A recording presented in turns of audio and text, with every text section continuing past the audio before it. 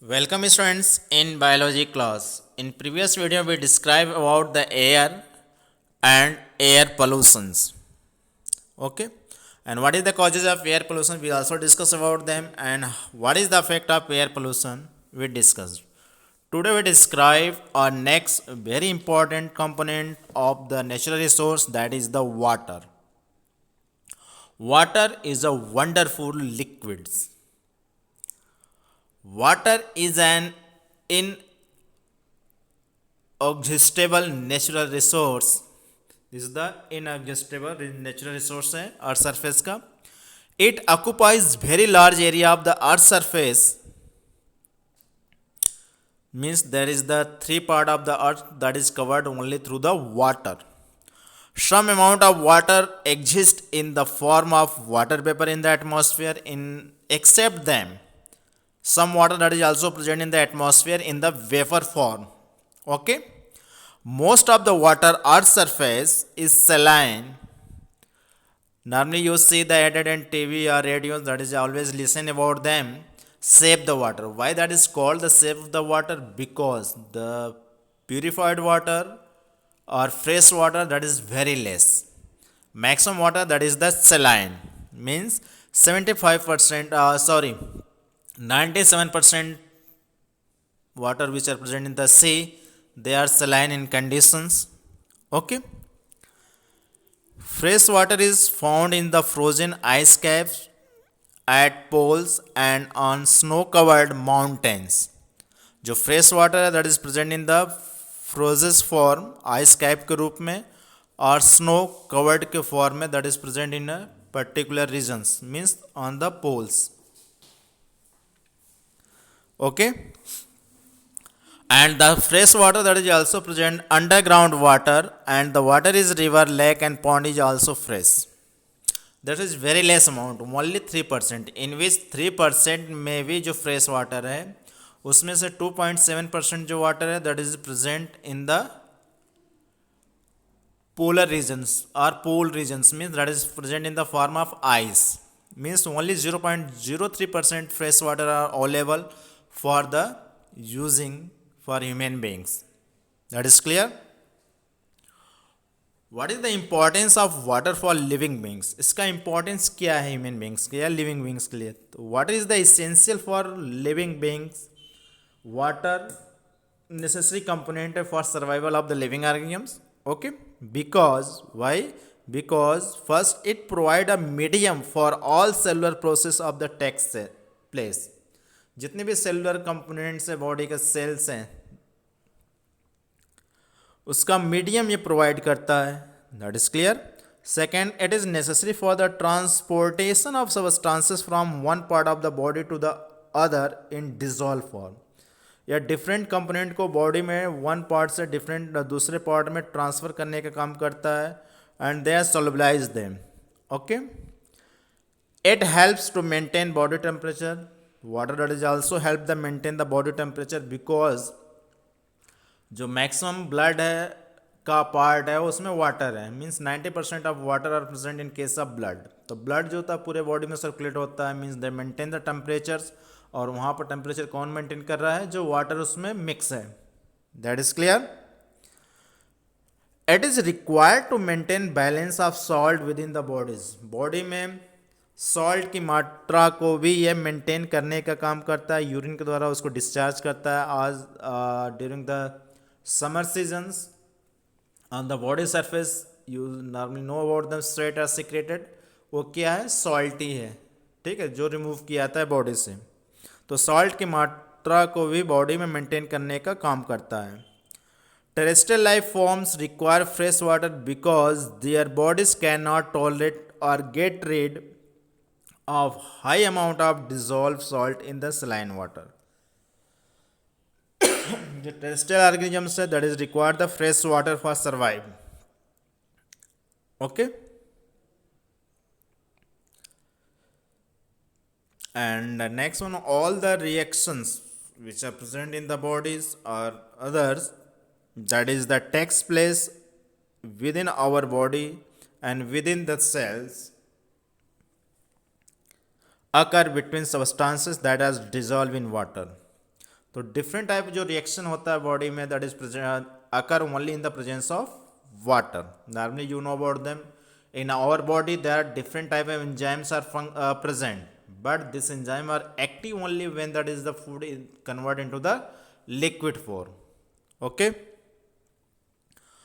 all the organisms need to maintain the level of water within their body in order to survive करने के लिए body में उसको maintain करने की आवश्यकता होती है. Therefore water is the essential for the sustenance of the life को सस्टेन करने के लिए वाटर एसेंशियल कंपोनेंट है.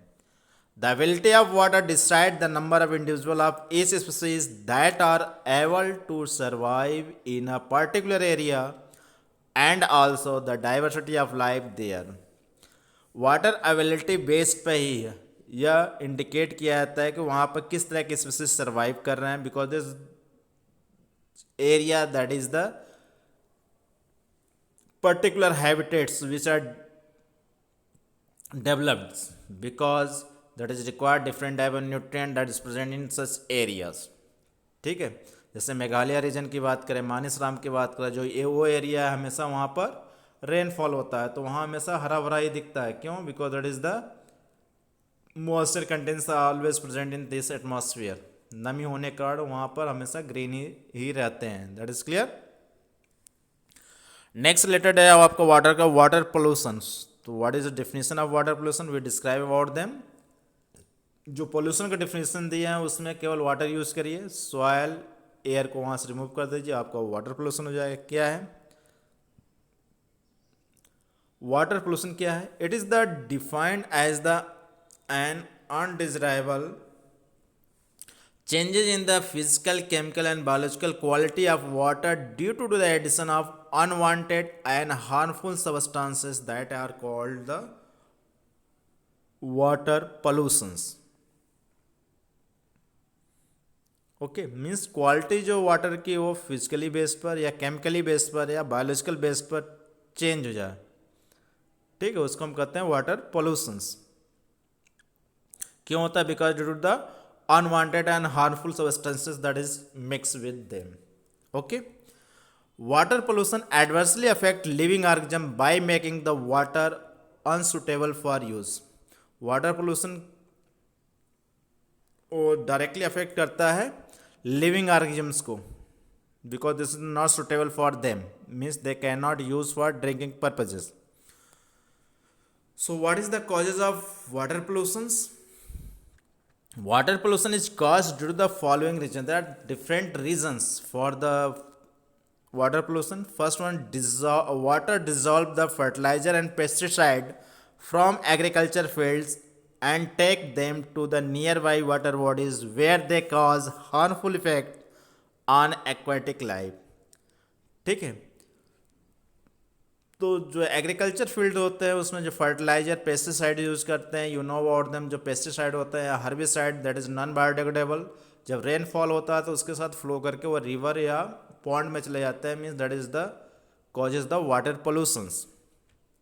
Second one, dumping of sewage and other wastage into the water bodies adversely affect the water qualities.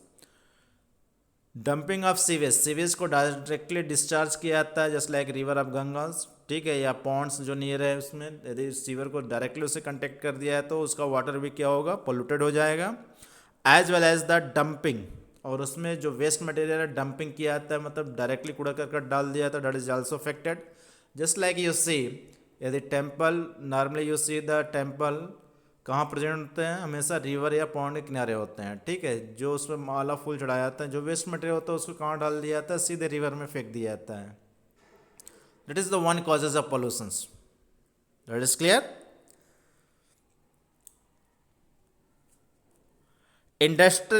Industries use water for cooling various machines and later release hot water into the water bodies. Industries, maximum industry जो होती है, जो heat condition उसको ठंडा रखने के लिए water body, cool water body का यूज़ करते हैं. और जब वाटर बॉडी वहाँ से रिमूव करता है फैक्ट्री से, मीन्स हॉट वाटर होता है that is directly enter into the river और पॉन्ड्स, मीन्स वो वाटर क्या होगा? वहाँ ऑक्सीजन की कमी है, means this is the polluted water and this hot condition that is the unsuitable for the survival of aquatic animals. That is clear? Okay, so this is the different causes of water pollutions. That is clear? Any confusion? No? Okay. Just like you see, this is the directly sewage that is enter into the river. You see, जैसे यदि वाराणसी जो city है, इसका जो sewage है treatment के बाद that is inter into the river, means that is the not polluted the water. But जो अदर सिटी है जैसे कानपुर लेदर इंडस्ट्रीज, आगरा है, यहाँ से जो निकलता है waste material direct sewage that is directly enter into the river, just like you see here. ठीक है, ये जो ह्यूमन बींग्स एक्टिविटी है, मतलब जो पानी पी के बॉटल फेंकना, ठीक है, या माला फूल जो चढ़ाते हैं, ठीक है, उसको फेंक देना डायरेक्टली रिवर में. Other just like a different जो मूर्तियाँ बहाया जाता है, ठीक है, that is also causes the pollutions. Just like you see, इस तरह का डस्टबिन आपको दिख रहा है, ये रिवर ऑफ गंगा का. That is clear? ये क्या करेगा? That is cause the water pollutions. What is the sources of water pollution? Sources की बात करें तो water pollution can be caused pointed, that is the 2 points, pointed and non point sources. What is the point sources? These sources have a specific location for the discharge of water pollutants directly into the water bodies. इसमें क्या होता है, जो waste material होता है directly जो release होता है फैक्ट्री से, उसको डायरेक्टली वाटर बॉडीज मतलब रिवर या पॉन्ड्स में डायरेक्टली ट्रांसफर कर देते हैं. This source are located close to the water bodies. और नॉर्मली इस तरह के इंडस्ट्रीज जो होते हैं कहाँ डेवलप किया जाता है, जहाँ वाटर बॉडीज प्रेजेंट हो नियर में, जैसे रिवर हो, पॉन्ड हो, ठीक है. It is easy to treat the water before it is discharged into the water bodies. और इस ईजी होता है डिस्चार्ज करने के लिए, ठीक है, नियर होने का. तो इसको यदि इस तरह के वाटर को पहले हम प्यूरिफाइड कर दें, ट्रीटमेंट कर दें, तो वह वाटर जो रिवर वाटर है या पॉन्ड वाटर उसको पोल्यूटेड नहीं करता. Just like for example factories, oil well, ठीक है, इससे जो वेस्ट मटेरियल निकलता है उसको डायरेक्टली इसमें डिस्चार्ज किया. That is the point source. That is clear? Second one, non point sources. This do not have specific location to discharge pollutant into the water bodies. ये कोई स्पेसिफिक पर्टिकुलर रीजन नहीं होता जहाँ पर discharge किया जाता है वेस्ट मटेरियल को इनटू द वाटर बॉडीज में. दिस सोर्सेस आर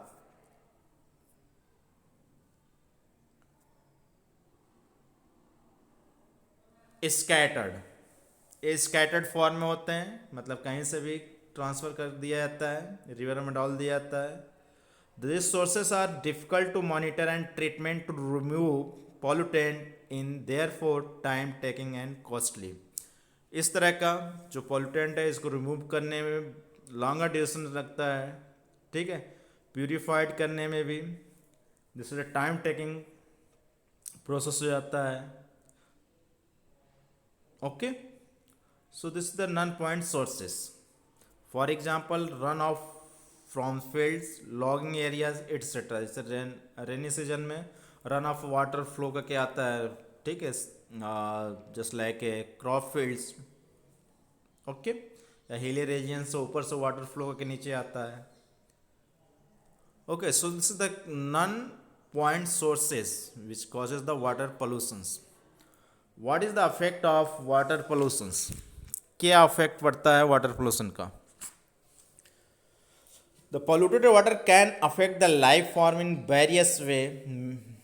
ये कई तरह से एक्वाटिक लाइफ फॉर्म को ये अफेक्टेड करता है, as well as the terrestrial organisms को. First one, additions of undesirable substances to water bodies. Water pollution में क्या होता है कि अनडिजायरेबल जो सब्सटेंस है वाटर बॉडीज में उसको मिक्स करते हैं, जैसे like fertiliser, pesticide, dirt, sewage, industries wastage like heavy metals and disease causing microorganisms get mixed with the water, making it unfit for the consumption.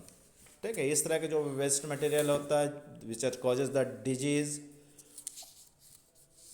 That is the poisonous for living organisms, उसको डालने से उसका affect पड़ता है, मतलब polluted water होता है और एक्वाटिक लाइफ को अफेक्ट करता है. Second, death of flora and fauna of water bodies. जो वाटर बॉडीज में एनिमल्स एंड प्लांट हैं जब डेथ करते हैं, as the amount of organic wastage increases in water, जब डेथ करते हैं that decompose through the microbes, because microbes are everywhere present. जब डिकम्पोज करते हैं तो सेटल डाउन होता है. ठीक है, they contain the large amount of organic component because this the body is made of the different type of organic and inorganic components. जब वो डिकम्पोज होते हैं तो ऑर्गेनिक कंपोनेंट भी उसमें प्रेजेंट रहते हैं.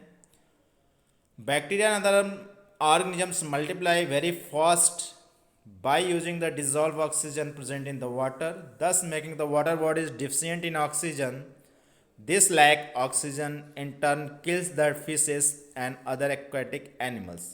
जो माइक्रो ऑर्गेनिजम्स है, बैक्टीरिया फंगस है, जो which are present inside the bodies, when they are decompose the dead and decaying material of the plant and animal body parts, means they consume the oxygen from the water, means it is a deficient of oxygen, the aquatic animals are not survive, means that is the dead.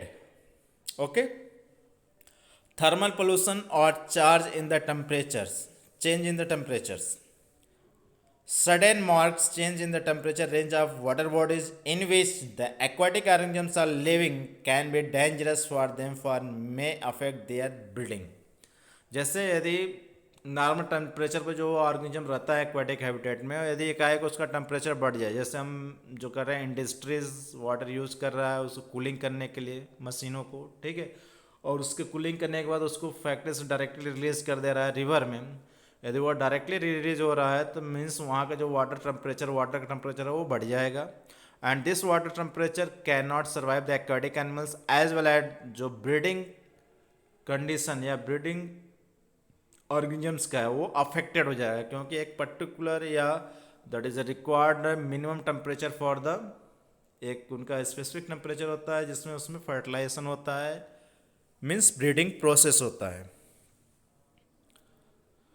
Next one, human disease. Water provides home to pathogens which cause infection to humans. Different type of pathogen that is the enter in human bodies through the waters.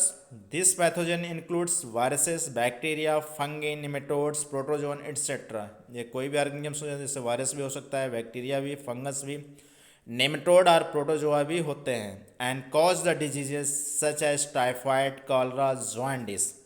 और यह different type का disease cause करते हैं, जैसे like a typhoid जो होता है यह भी आपका इन्फेक्टेड वाटर से होता है, कॉलरा भी इन्फेक्टेड, जॉन्डिस भी यही है इन्फेक्टेड फूड एंड वाटर से, that is showing the human disease. Next one is the eutrophication. What is the eutrophication? It is the natural aging process of lag due to the nutrient enrichment. ये natural ageing process है leg का, जिसमें nutrient की मात्रा बहुत ज़्यादा बढ़ जाती है. कैसे बढ़ जाती है? जब डेड बॉडी होते हैं they are decompose through the microorganisms. The nutrients are absorb by the algae leading to their increase growth. ठीक है, और यह जो न्यूट्रिएंट है ऑर्गेनिक अमाउंट लार्ज अमाउंट में प्रेजेंट है उसको एब्जॉर्ब कौन करता है? जो एल्गी होते हैं. So this is the increase in large number of algaes and that is cause the algal blooms.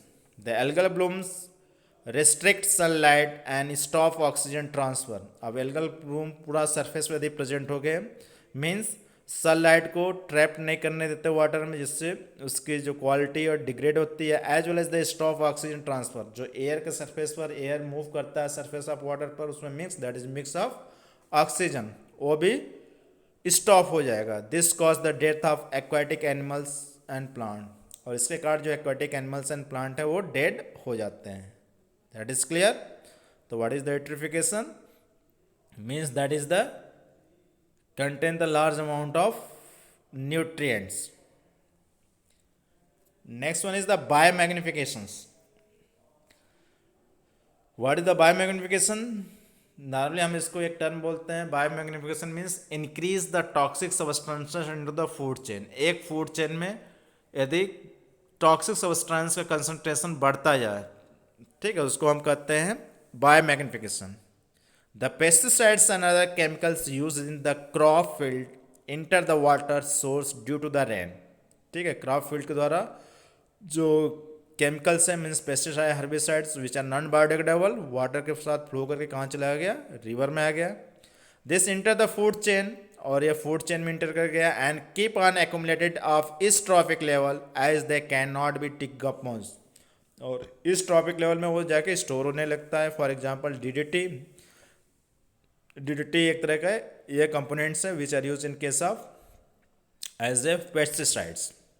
This increases the concentration of toxicant with an increase in the trophic level called the biological magnification। इसी को हम biological या bio magnification बोलते हैं।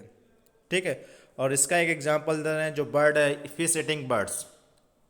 ठीक है, यदि उस पॉन्ड का वाटर पोल्यूटेड है और उसको फिश उसको यूज़ कर रहे हैं, जो फाइटोप्लैंक्टन्स है that is use in their foods, उसको एब्जॉर्ब करते हैं। ठीक है, मीन्स द कंसंट्रेशन जो टॉक्सिक है कहाँ ट्रांसफर हो गया, that is goes inside the fish, और फिश को जो बर्ड ईट करता है तो उसके बॉडी में वो ट्रांसफर हो गया। और बर्ड में दे can not only eat the single fish, एक से ज़्यादा यूज़ करेंगे खाने के लिए। ठीक है, तो उसके बॉडी में टॉक्सिक सब्सटेंसेस जाके स्टोर होने लगता है। ठीक है, और इसका इफेक्ट क्या होता है, जो एक फॉर्मेशन बर्ड्स में होता है उसकी जो आउटर लेयरिंग होती है this made of the calcium carbonate. ठीक है, तो जो ये केमिकल है उसके साथ रिएक्ट कर देता है, जिसके कारण जो आउटर कवरिंग हार्ड होती थी वो थिन हो जाती है, पतली हो जाती है, और जैसे ही हैचिंग के लिए बैठती है वो ब्रेक हो जाता है। That is clear. तो बर्ड का population day by day decrease हो रहा है। Okay, so how can we control the water pollutions? There are different ways we control the water pollution. First one, sewage and garbage generated by homes and industries should be treated properly before discharging into the water bodies. Water body में discharge करने से पहले उसको पूर्ण रूप से treatment उसका किया जाए, जो सीवेज और garbage which are secret from the home and industries. Second, if hot water generated by the industries is controlled at the common place and then cooled before it is discharged into the water bodies, it will not affect the breeding capacity of aquatic organisms। जो hot water निकल रहा है industry के through, ठीक है, पहले उसको एक लार्जर एरिया खुले स्पेस में उसको कोल्ड होने के रखना चाहिए, then transfer to the water bodies. And third one, that is last one, if commercial areas, factories and industries are shifted to isolated areas, it can be reduce the effect of water pollution on the people। ठीक है, यदि commercial area से factories और industries को shift कर दिया जाए, means that is far away from the city, so that is the less affected of the human beings which are directly which they can not contact with them। Okay, I hope that all of you clear from this topic, the water pollution, how can we control them and how can that just causes the water pollution।